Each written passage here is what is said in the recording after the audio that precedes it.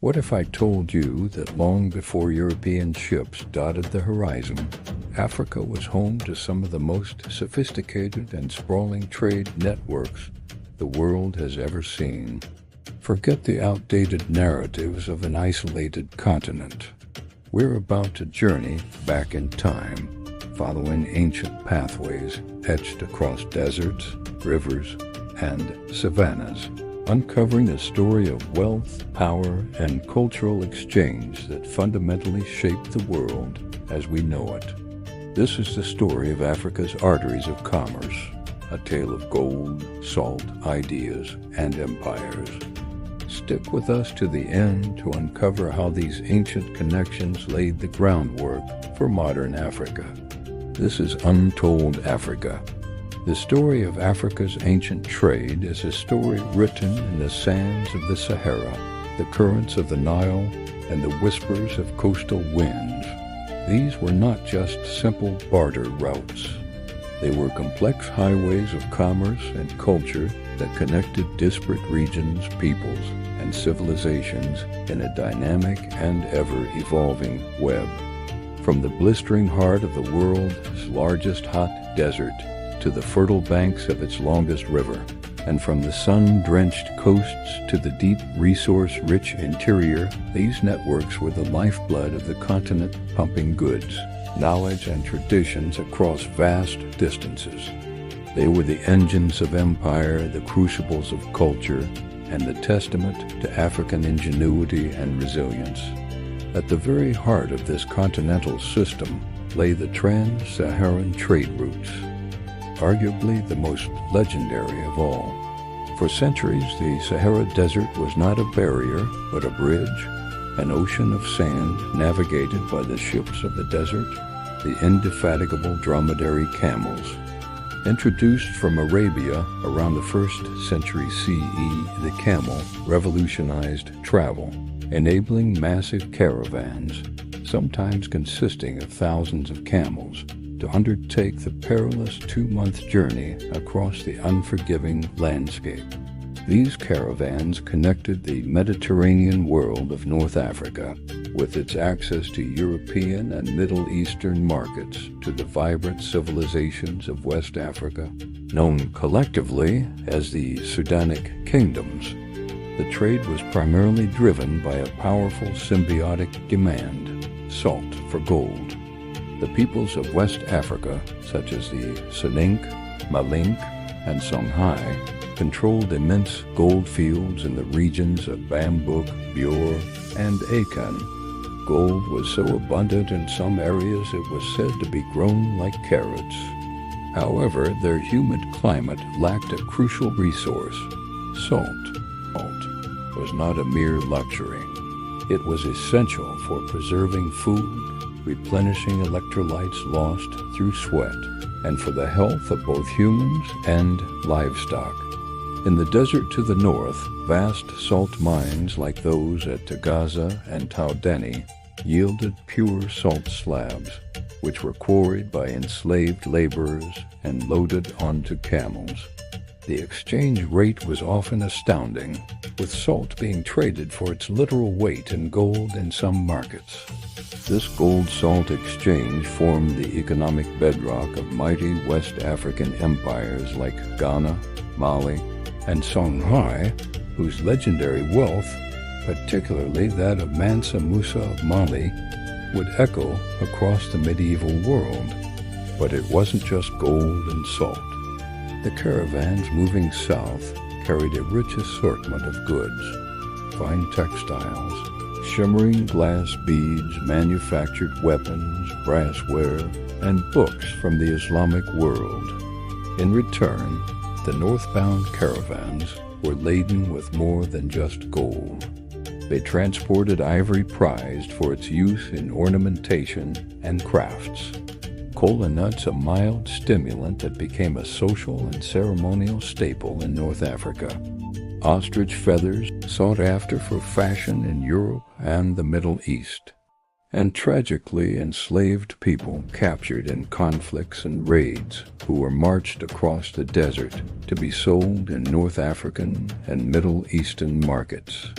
This trade in human lives was a dark and enduring aspect of the Trans-Saharan network, leaving a painful legacy that would later be horrifically expanded during the transatlantic slave trade. These trade routes also became conduits for ideas, technology, and faith.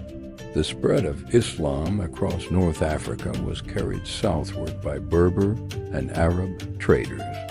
By the 11th century, rulers of major Saddanic empires had begun to convert, and Islam became the religion of the courts and the urban merchant class. This led to the establishment of great centers of Islamic learning and scholarship, most famously Timbuktu. Once a simple seasonal camp, Timbuktu blossomed into a bustling metropolis and a beacon of intellectual life, with its Sankar University housing hundreds of thousands of manuscripts on subjects ranging from astronomy and law to medicine and history. The very script of the Arabic language was adopted, facilitating administration and diplomacy across the vast empires. While the Sahara was a sea of sand, the Nile River was a liquid highway, a fertile artery that gave birth to one of the world's most ancient and enduring civilizations. The trade network centered on the Nile was distinct from the Saharan routes, defined by the river's predictable currents and fertile floodplains. For millennia, ancient Egypt and later the Kingdom of Kush in Nubia used the Nile to connect the Mediterranean world with the heart of northeastern Africa. The river facilitated internal trade within Egypt, allowing for the transport of grain from the fertile delta to the upper reaches and massive stone blocks from quarries to build the pyramids and temples that still stand as a testament to their power. But the Nile's reach extended far beyond Egypt's borders. Moving south, Egyptian and Nubian traders ventured into what they called the Land of Punt, a mysterious and resource-rich region believed to be located in modern-day Eritrea, Ethiopia, or Somalia. Expeditions to Punt, famously depicted in the reliefs of Queen Hatshepsut's temple at Deir el-Bahari, brought back immense treasures. Aromatic resins like frankincense and myrrh, which were essential for religious rituals and mummification. Exotic animals like giraffes and baboons, ebony wood, and gold. This trade connected the pharaonic civilization to the Horn of Africa, creating a vital link between the Nile Valley and the maritime routes of the Red Sea and the Indian Ocean. Further south along the Nile lay Nubia, the land of the Kingdom of Kush, with its capitals at Kerma, Napata, and Meru. For centuries, Kush was both a powerful rival and a crucial trading partner to Egypt. The Kushites controlled the trade routes that brought goods from deep within sub-Saharan Africa up to the Egyptian frontier. They were master intermediaries, trading in gold from the Nubian desert, ivory, leopard skins, and ebony. Meru, in particular, became a powerhouse of industry, renowned for its ironworking. The vast slag heaps surrounding the ancient city are evidence of an iron production on an almost industrial scale, and Meroitic iron tools and weapons were traded far and wide. This control over resources and trade allowed Kush to flourish, even conquering and ruling Egypt as the 25th dynasty, demonstrating the immense power that could be wielded by controlling these vital economic arteries. The connection between the Sahara and the Nile was not always direct, but it was significant. Oases like the Karga and Dakhla in Egypt's western desert served as critical nodes linking the Nile Valley to caravan routes that branched out into the Sahara, connecting with the main trans-Saharan system further west and with trade routes in Libya and Chad. This nexus created a complex, interwoven tapestry where goods and influences from West Africa could, through a series of intermediaries, find their way to the markets of Egypt and vice versa. As the desert caravans and river barges forged connections across the land, a third, equally vital network was flourishing along Africa's extensive coastline. The Indian Ocean trade, also known as the Swahili Coast Trade, was one of the most cosmopolitan and enduring maritime systems in history, predating European arrival by more than a millennium. Harnessing the predictable monsoon winds, sailors from Arabia, Persia, and India navigated their dhows to the East African coast, a region they called Azania. Here, they found a string of bustling, independent city-states like Kilwa, Mombasa, Zanzibar, and Sofala, inhabited by the Swahili people. The Swahili culture itself was a product of this trade, a unique fusion of indigenous Bantu foundations with Arabic, Persian, and Indian influences reflected in its language, architecture, and religion. These city-states acted as the crucial link between the maritime world of the Indian Ocean and the African interior. They were the gateways through which the wealth of the continent's interior flowed out to the world. From the deep interior, trade caravans, often led by powerful inland groups like the Shona or the Ya, brought immense quantities of goods to the coast. The most famous of these was the gold from the Kingdom of Zimbabwe, a powerful inland empire known for its magnificent stone enclosures, the most famous being Great Zimbabwe. Gold from its mines was carried to coastal ports like Sofala, from where it entered the global trade network, reaching as far as India and China. In fact, Chinese porcelain and silk from the Ming Dynasty have been excavated in abundance at sites like Great Zimbabwe and Kilwa, a clear testament to the global reach of this African-led trade. Alongside gold, the interior supplied the coast with a staggering amount of ivory, considered the finest in the world for its softness and workability. Rhinoceros horn, tortoise shell, and animal hides were also major exports. In the opposite direction, the Swahili merchants imported goods that were highly desired in the interior. Vibrant cotton textiles from India, beautiful and delicate porcelain from China, glazed pottery from Persia, and glass beads. This exchange of coastal goods for interior resources created a powerful economic interdependence that shaped the political landscape of the entire region.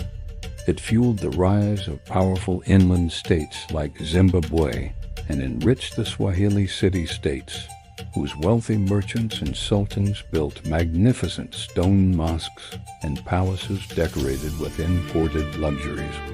The ruins of Kilwa Kisiwani in Tanzania, with its great mosque, and the palace of Husuni Kubwa, stand as a silent monument to the prosperity and global connections of this coastal civilization. These three great systems, the Trans-Saharan, the Nile Valley, and the Indian Ocean, were the primary arteries of ancient African commerce, but they were interconnected by a dense network of smaller regional veins. The coastal trade of East Africa was linked to the Nile through routes across Ethiopia and Somalia. The Trans-Saharan routes had offshoots that connected to the savanna kingdoms, which in turn traded with forest kingdoms further south. This intricate web ensured that no part of the continent was truly isolated. It was a dynamic system where a gold nugget mined in West Africa could end up in a European monarch's treasury. A cowrie shell from the Maldives could become currency in the Lake Chad Basin, and a piece of Chinese porcelain could adorn the home of a Shona king. This was the true story of ancient Africa, a continent of movement, of connection, and of global engagement. driven by the ingenuity and ambition of its people. The networks that crisscrossed Africa were more than just economic systems. They were the primary vehicles for cultural, technological, and social transformation. As merchants traveled, they carried with them their beliefs, their customs, their languages, and their technologies, planting seeds of change wherever they went. The spread of Islam across the Sahara and down the Swahili coast is the most prominent example, bringing not just a new faith, but also literacy, legal systems, and architectural styles that profoundly reshaped societies. The stone-building techniques of Great Zimbabwe may have been influenced by the architectural styles seen on the Swahili coast, a direct result of their trade connections. Similarly, the introduction of new crops along these routes revolutionized agriculture. Bananas and yams, believed to have arrived in Africa from Southeast Asia via the Indian Ocean trade, spread far inland, providing new, reliable food sources that enabled population growth and the expansion of settlements into new territories. The diffusion of technology, like the advanced iron smelting techniques of the Kush or the lost wax bronze casting of West African artisans in Ife and Benin, was also facilitated by these interregional contacts. Art styles and musical traditions bled into one another, creating new, hybrid forms that reflected the diverse encounters taking place in bustling market cities. These markets, from Timbuktu in the west to Kilwa in the east, were true melting pots, vibrant, cosmopolitan centers where people from vastly different backgrounds met, exchanged not just goods but ideas, and in doing so wove the rich, complex, and multicultural tapestry of the African continent. This legacy of connection and exchange is a fundamental part of Africa's story, one that challenges simplistic narratives and reveals a history of incredible dynamism and global importance. We've journeyed across deserts of gold and salt, sailed down the river of empires, and traced the monsoon winds to coastal city-states. We have seen that ancient Africa was not a continent in waiting, but a vibrant and central player in the grand theater of world history, connected by arteries of commerce and culture that pulsed with life. This is a history that deserves to be known and celebrated. If you found this journey into Africa's incredible past as fascinating as we did, make sure to subscribe to Untold Africa and hit the notification bell. We have so many more stories to share, so many more truths to uncover. Thank you for watching, and we'll see you on the next chapter of our journey.